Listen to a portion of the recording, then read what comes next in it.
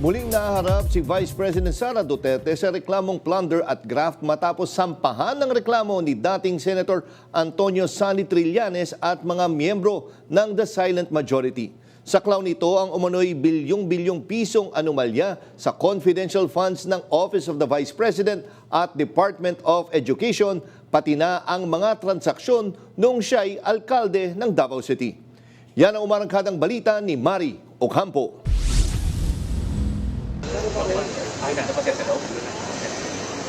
Muling umalingaw-ngaw sa Office of the Ombudsman ang panawagan para panagutin ang ikalawang Pangulo ng Bansa. Ito ay sa paghahain ng patong-patong na reklamong plunder at graft laban kay Vice President Sara Duterte. Pinangunahan ito ni dating Senador Antonio Sonny Trillanes IV at mga miyembro ng The Silent Majority.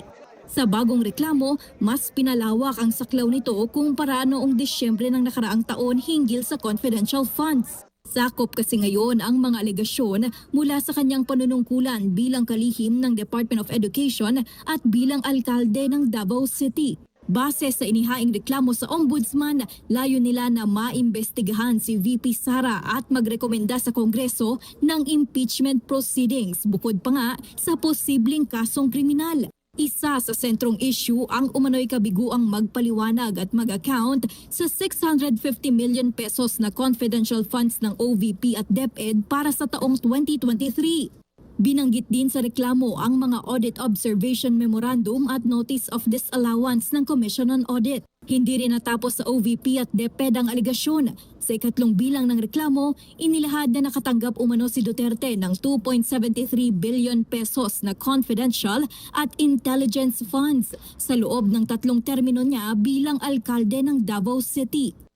Bukod dito, isinasangkot din sa reklamo ang umano'y rigged bidding ng laptop sa DepEd, ang higit 12 billion pesos na disallowances, 7 billion pesos na unliquidated cash advances at 15 billion pesos na hindi nagamit na pondo noong 2023. Ito ay supplemental lang, no? Lalo na yung sa 650 million pesos confidential funds.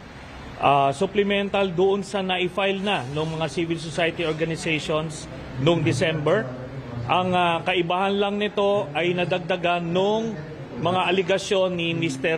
Ramil Madriaga. Ito nung lumabas nung Quadcom hearings, hindi nabigyan ng emphasis. Sa sobrang dami ng mga anomalya, hindi nabigyan ng emphasis. Pero ngayon, dahil dito sa complaint na na-file ngayon namin kasama ang The Silent Majority, ay pinapakita natin, hinihimay natin isa-isa na mga nakaligtaan ng publiko at ng media. Sa ngayon, hinihintay pa ang tugon ng Office of the Ombudsman at ng kampo ni VP Sara. Ngunit sa lawak at bigat ng mga aligasyong nakasaad sa reklamo, malinaw na hindi lamang usapin ng politika ang nakataya, kundi ang mismong prinsipyo na ang panunungkulan sa gobyerno ay isang tiwala ng bayan. Ako, si Mari Ocampo ng PRTV News, nagsaserbisyo para sa Pilipino.